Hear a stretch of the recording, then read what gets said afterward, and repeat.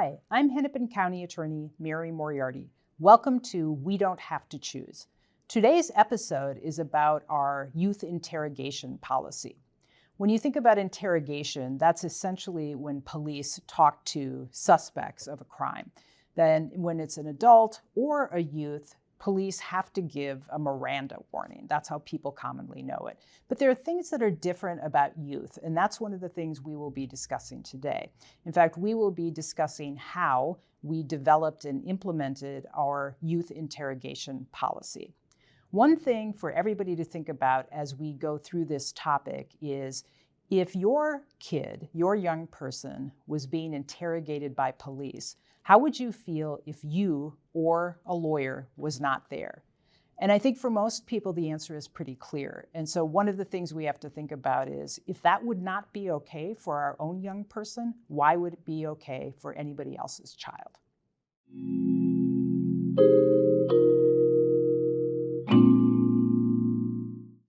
I'm here with Andrew Marquardt. Andrew's the head of our Conviction Integrity Unit, but he is also an essential member of the group that we have that creates new policies for the office. Welcome, Andrew.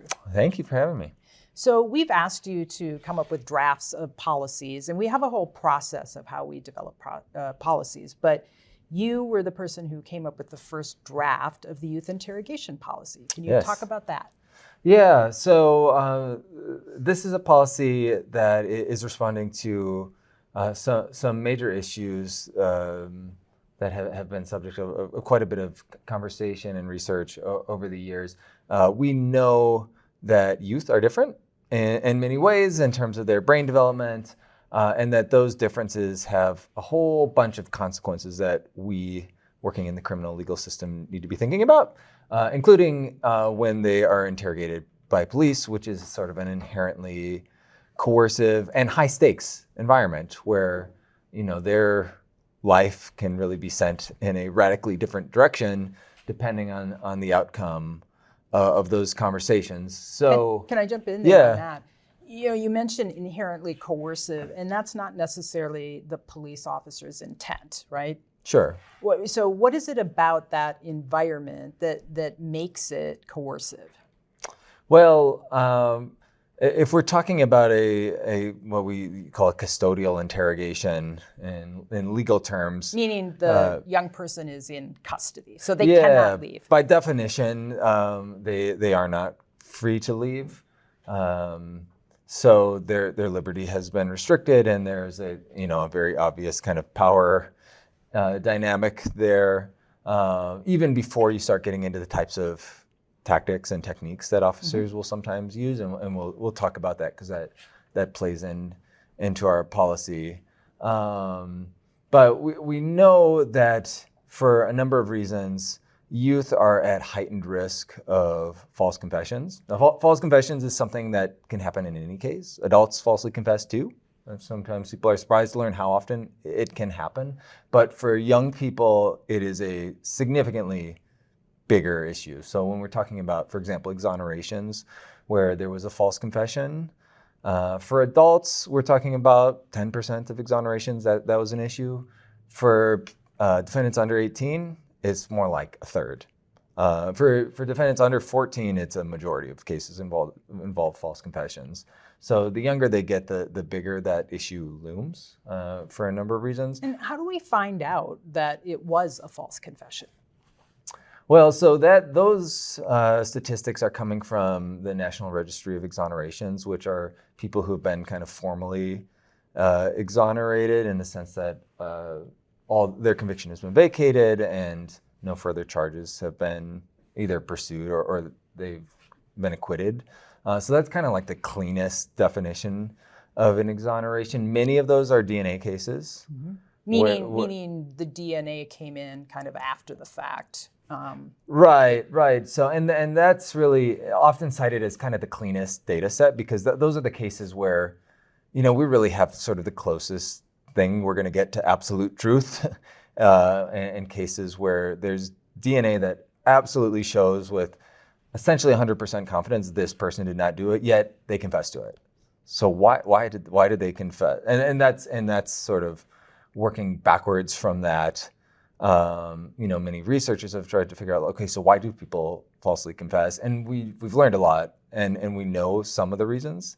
Some of those things we are not fully within our control, like, personality types, level of sophistication and intelligence, all these things play into it. But there is a lot of that is within our control, and many of those things are the types of things that our policy, informed by this robust body of research, was meant to address. So what's in the policy? Sure. So it has a few components.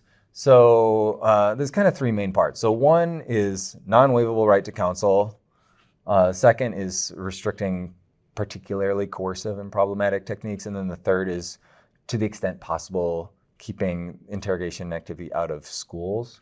So I can take those in order. So on the first issue, we want to make sure that young people have a meaningful right to consult with counsel before they're subject to an interrogation. So they have a constitutional right to counsel. It is part of sort of the standard Miranda warning. The problem is that kids, they oftentimes don't really understand that warning. Sometimes they literally don't understand the words. Like, there are these kind of legal terms that they couldn't even really tell you what that means, and there's research to support that. So for people, I imagine some people know what you're talking about in terms of Miranda, but we're talking about the thing you hear on TV. You have the right to remain silent. Right. Anything you say can be used against you, that kind of thing. Yeah, and this is kind of a script that is often sort of familiar to people from just watching police procedurals on CBS or whatever. But things that seem very obvious to adults with a little more life experience, like many, and research will bear this out, that many young people can't even really describe what exactly a lawyer's role is in the system. So when you say you have a right to counsel, and if you can't afford one will be appointed to you, like, many young people struggle to even explain really what does that mean, or don't fully grasp the idea of the lawyer as someone who's ethically and professionally required to represent their interests. They sometimes they don't really understand how that person relates to them, and so what you find, the bottom line is young people waive their Miranda rights at really, really high rates, more than 90%, and suggesting they don't fully understand exactly what they're doing, because often waiving away very valuable rights and aren't able to really explain the concepts behind them. So we want to make sure that if we are putting these young people into these, again, coercive, high stakes settings, that their constitutional rights are not just sort of nominally protected, but like that they really understand those rights, and are giving a chance to consult with someone in a meaningful way before they move forward. And then if they want to, they can, and we'll do that. And the other part of that is making sure parents are fully looped in, that they know that their child is going to be interrogated, that they have a chance to get there if they want, and that they have some participation in that process as well. I think many parents would be surprised to know that they are not legally required to be part of that process, that the law doesn't require that. Yeah, and I think you said before, like, most parents, that if that's your kid, I mean, you want a chance to get there. You want a chance to make sure that their rights are protected, that their life isn't being kind of sent in some really bad direction when you haven't even had a chance to make sure they're being protected adequately. Well, as a parent, I imagine you want to know what's going on. Yeah. Like, first, before you even talk to my kid, what is this even about? Sure. And why are you even trying to talk to my child? I mean, I imagine that's what's goes across parents' minds. Yeah, absolutely. So our policy is accounting for that as well. Mm-hmm. There's a really big exception to this part of the policy that we probably hit on, which is this is really meant to capture cases where the crime is completed and we're sort of investigating with a backwards looking focus, as opposed to a situation where there's an ongoing crime and the police have sort of intervened while it's still happening. They have one of the participants in their custody. That's a different scenario.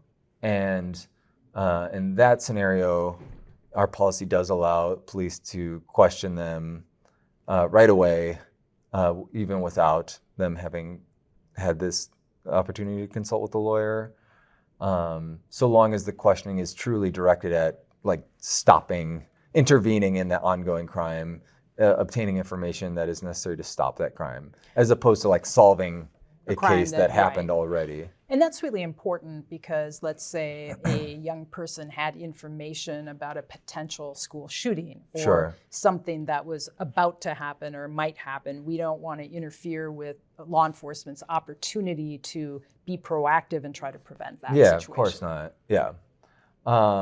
So the second big component of the policy is around interrogation techniques. So there are certain things that we're saying are just totally off limits.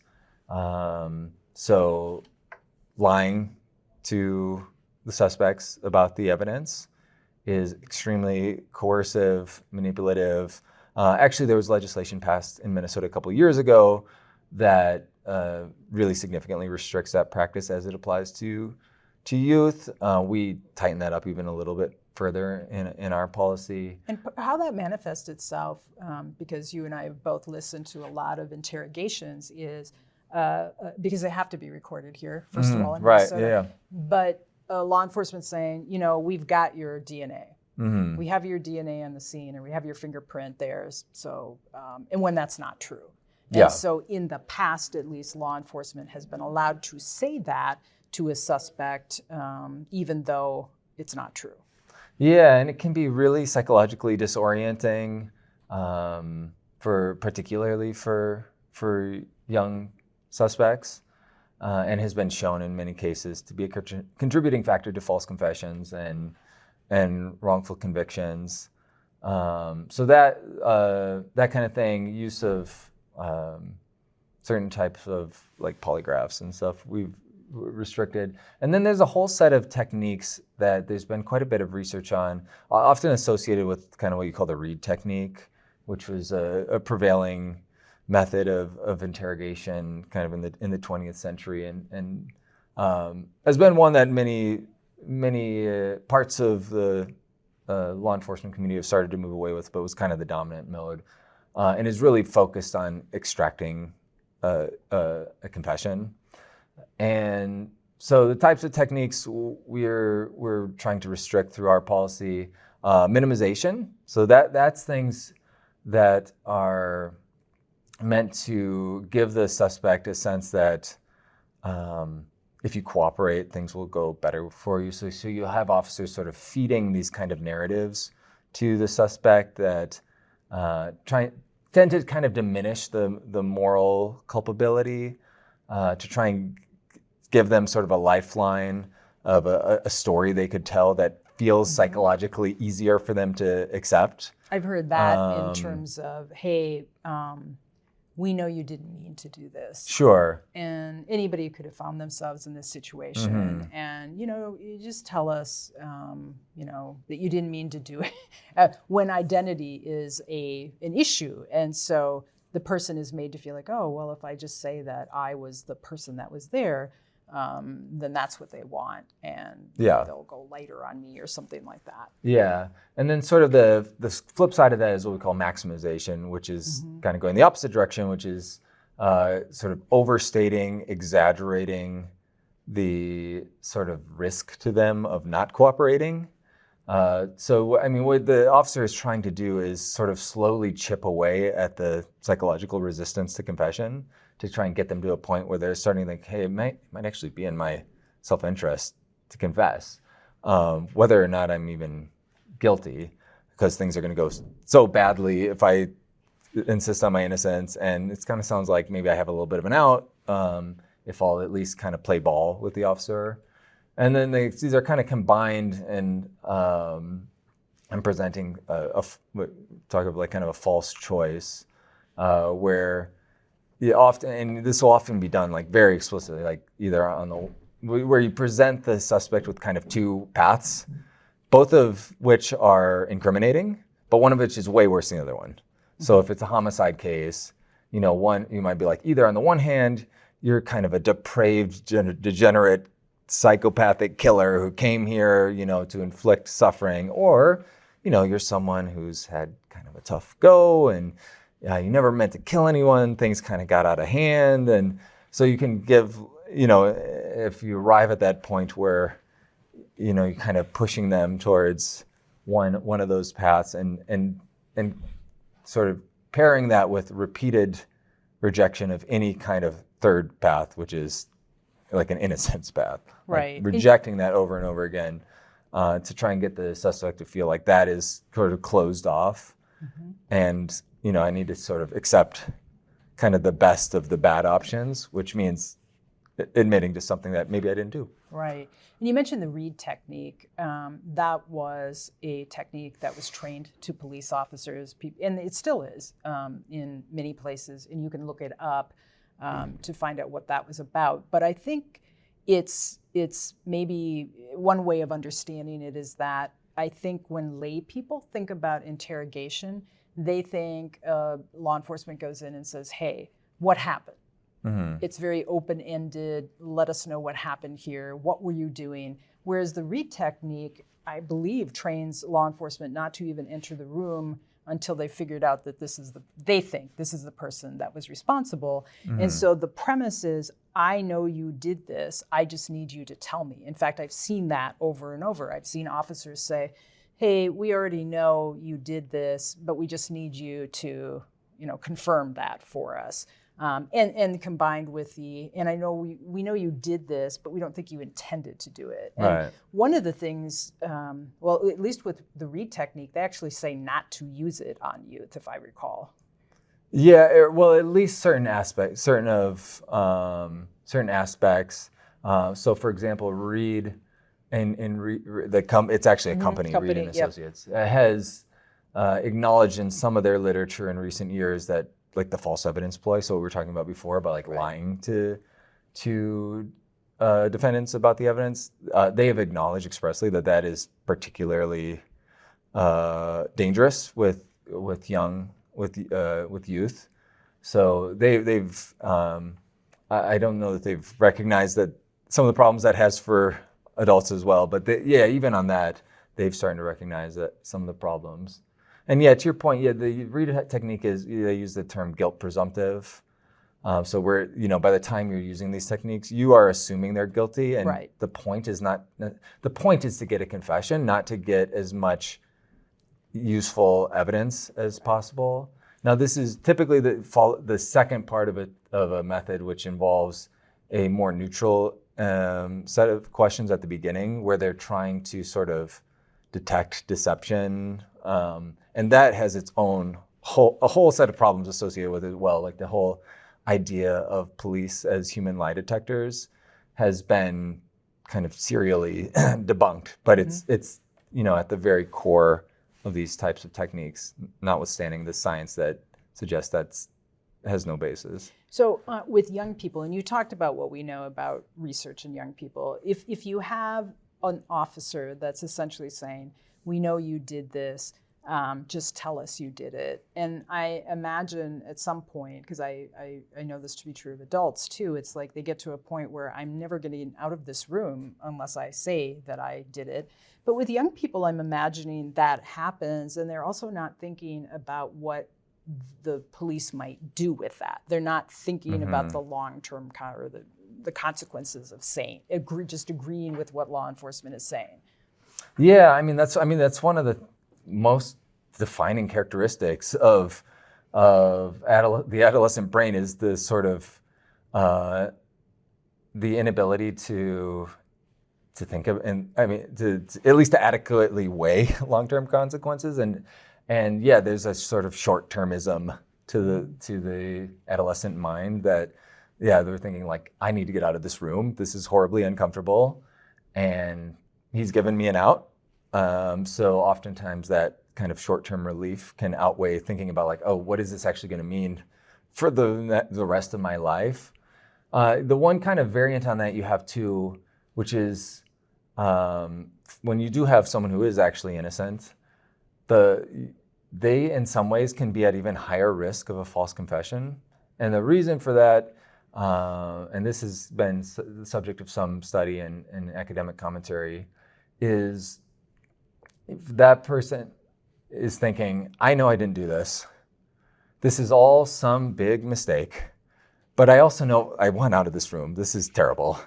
So I'm just going to give them what they want, say I did it, and then we'll sort this out on the back end. The truth will come out. Everyone will see this is a huge mix-up, and I'll be okay. And that is not what happens. Like, confessions are so powerful for police investigators, for prosecutors, for judges, for juries, for everyone in the system. Like, when someone admits to it, it is really hard to unring that bell, even if there's a lot of evidence that would call that confession into question. So that's kind of a route where innocent people can be sort of naively trapped into giving a false confession. So you mentioned there were 3 components. Yeah, so we haven't talked about the third, which is trying to move interrogation activity out of the schools. So, and that is dealing with a slightly different set of policies, but a desire to sort of move the law enforcement activity from the school in a place where it's disruptive and can interfere with the educational environment, and to get it out of there to the extent we can. The other part of that component of the policy is making sure that if people are interrogated at school, that we are treating those like actual interrogations to the extent police are present. Because you have what has happened in many places historically is you will have a kind of combination of like a school administrator and an officer, often like a school resource officer, who are questioning the student, and it isn't treated for all the kind of legal purposes as if it were a real interrogation. So that means giving Miranda rights. It means recording the interrogation. But the reality is that the presence of the officer does sort of convert this into a more coercive setting than just like someone going to the principal's office. Well, there's also a separate kind of coercive aspect of it, that you get marched down to the principal's office or a school administrator, and you are being asked questions by that person in the presence of law enforcement. And I imagine there's a lot to a child who's in a school environment, their friends seeing them go to the principal's office, and just being in an administrator's office with somebody with power over you asking you questions. Absolutely, for sure. So part of our policy is that to the extent there are interrogations that are done in this way, we're going to treat them like custodial interrogations, just as if it was done at the police station, to make sure those students' rights are protected, and that this isn't some kind of a big loophole to allow students to be interrogated in ways without legal protections just because of where it's taking place. Those are the main components. Thank you, Andrew. Yeah, thank you.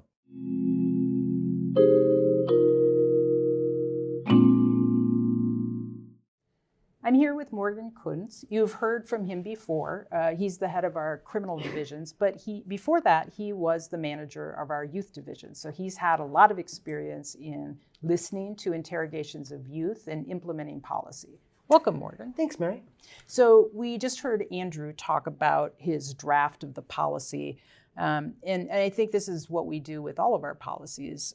After there's an initial draft, we send it to our criminal managers, and we also talk to law enforcement about this. Can you talk about what happened when we talked to law enforcement? Yeah, absolutely. And I'll just say, from a when I first saw the policy, I went through a journey on this policy myself, because as a prosecutor, having somebody admit that they did it makes the case a lot easier. And so I really had to do a lot of thinking about what I would want for the young people in my own life, what are the best practices out there, and how this would impact cases in general. And going through that process myself, I think made me realize, if the young person in my life was caught up in a situation and was going to be interrogated by a police officer, I would absolutely want to know as a parent, and I would absolutely want that my young person to have counsel with him. And so, I realized if that's what I want for my children, that's what I should want for the children that come before us. And I'm glad you raised that, because this is true of other policies as well. Sometimes our people who have been career prosecutors are not necessarily bought in when we first start. And I think that speaks to the importance of including people and giving them time to process it and think about it, and letting them give feedback that we often incorporate.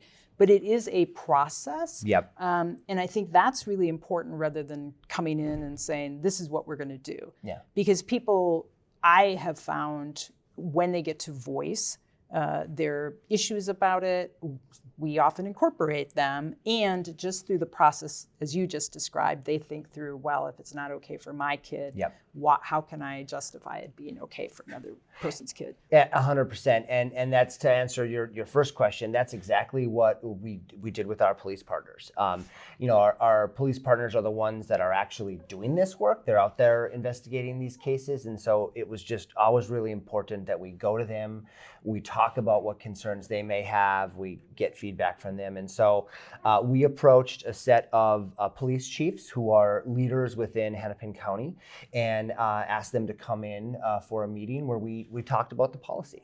And I should say, they are actually chosen by their peers. There's a Hennepin County Police Chiefs Association, and the police chiefs themselves choose the officers for that. And so we approached the leadership team that is selected by the Hennepin County Chiefs Association. So we approached the people who were actually elected by their peers to help us work on this policy. Yeah, that's absolutely correct. And so we brought them in, and we walked them through the policy, and they sort of explained, why we were doing it, how this would impact their work. And then we really listened. We wanted to know what their concerns are, what questions they would have. And I think their concerns came down in like three main areas. And so the first was like emergent situations, right? There's a gun in a school, and they need to find where that gun is before somebody gets hurt. And how would this policy implicate that? Very fair question, something we had been thinking about. And so we took that suggestion and we put some clarifying language in the policy to make it clear that if there was a public safety emergency need, that would be an exception to the policy. And then the second thing was about school resource officers.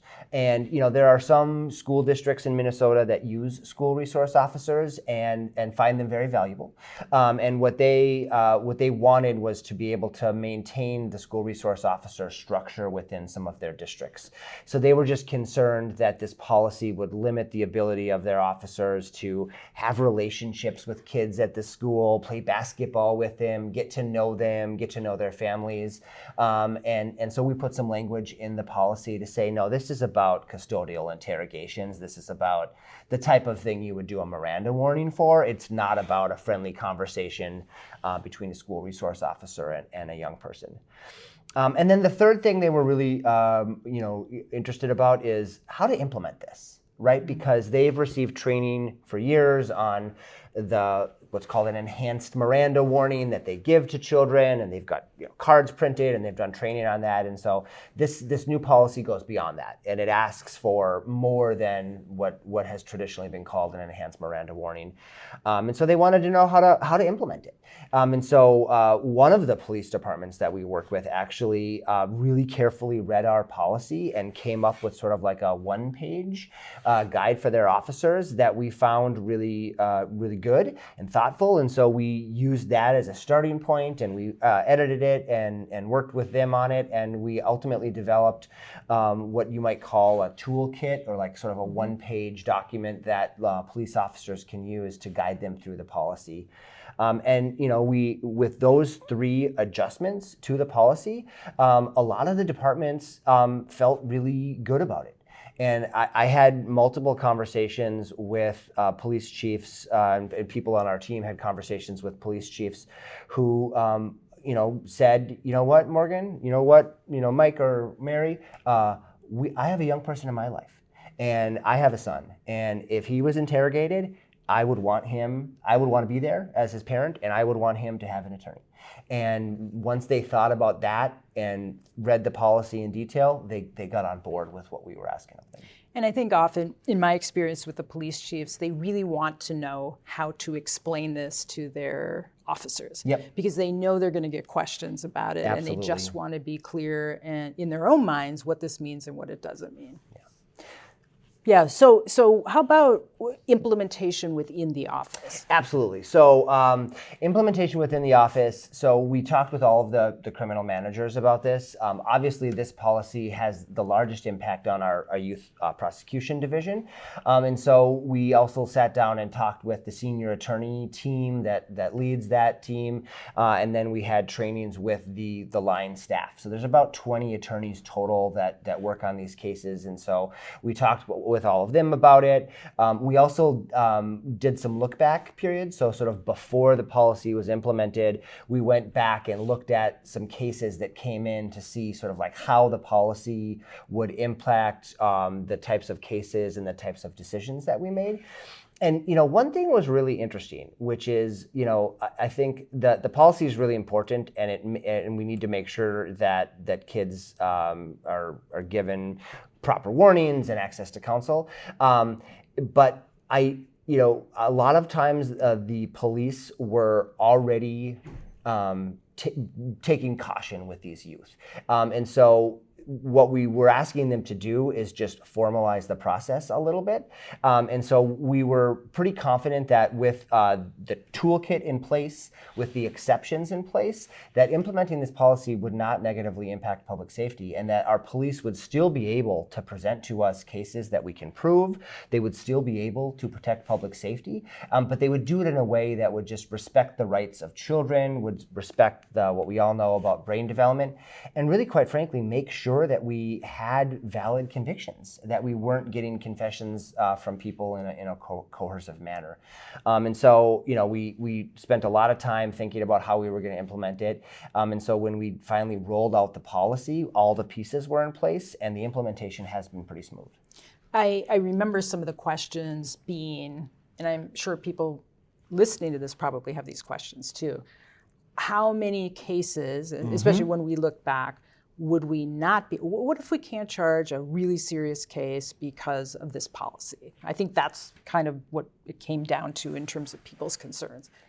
Yeah, absolutely. And that's something, it's important that we track our data, right? And we keep track of this stuff. And so we are keeping track of cases that we are, declining because of this policy, or that, we're asking for maybe additional investigation because we've got some concerns about how the interrogation went. And just really working with our police partners to make sure they understand our expectations and that they present cases to us that we can prove in court. So in that regard, it's really not different than any other constitutional right, any other evidentiary or proof issue that we have. We have to communicate back to police and tell them what we expect and what we need in order to be able to bring cases to court. And so that's what we've been doing and implementing. And in that respect, it probably improves the kinds of interviews and interrogations that police are doing. Absolutely, that's very correct, right? Well, we get better investigations. Instead of only relying on a custodial interrogation, right? We start to get more types of proof that you would sort of expect: forensic proof, witness statements, video analysis, that type of thing. So we can still build these cases, we can still prove these cases, but we're just doing it in a way that respects the rights of young children. And it's also important to point out that even if we choose not to use an interrogation, we can very often still prove the case in other ways. So we are not saying we are declining cases. Right. If an interrogation wasn't done under this policy, what we're saying is that we won't use the interrogation, but very often there's plenty of other evidence to allow us to charge. That's absolutely true. Exactly right. We won't use a statement that's taken in violation of the policy. But if the police present to us other evidence, we will pursue appropriate courses of action. How's implementation overall going? It's going great. Like I said, as we talked with our team about it, and as we talked with our police partners about it, people understand the policy, and they have buy-in to it, and they're adjusting their policies around it. Another thing that I think really stuck out in the policy discussions is a lot of these situations involved very young kids.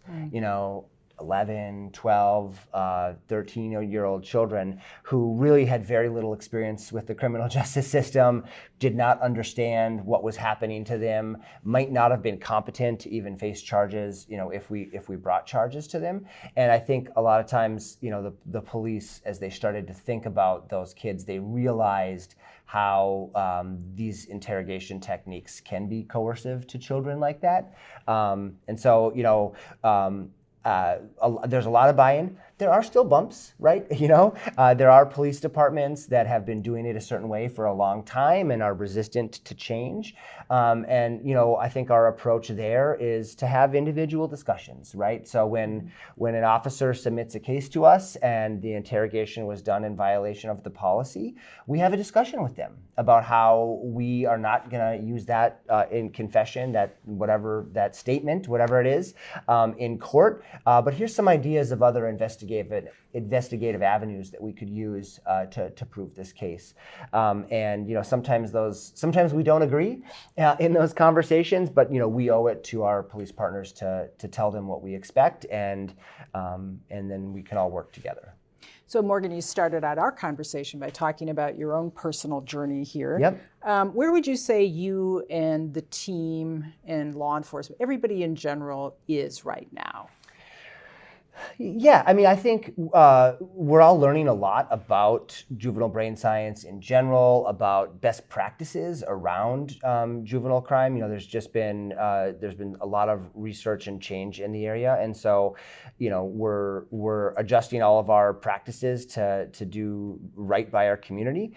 And one thing I'll say is, in the last 3.5 years since we've been doing this work, we've seen a lot of successes, right? There's a lot of areas in our work where juvenile offenses are down. We've seen the crime rates in general go down in certain categories. We've seen the population at our juvenile detention center get to pretty low numbers. And so what I think we've all learned is that we don't have to choose to go out by the name of the podcast here. We can have both things. We can respect the rights of children, we can do what's right by community, and we can protect public safety. And so that's been a learning process for systems that have been in place for a long time. Can take time to adjust, but we can have it both ways. That sounds like a really good place to stop. So thank you, Morgan. Thanks, Mary.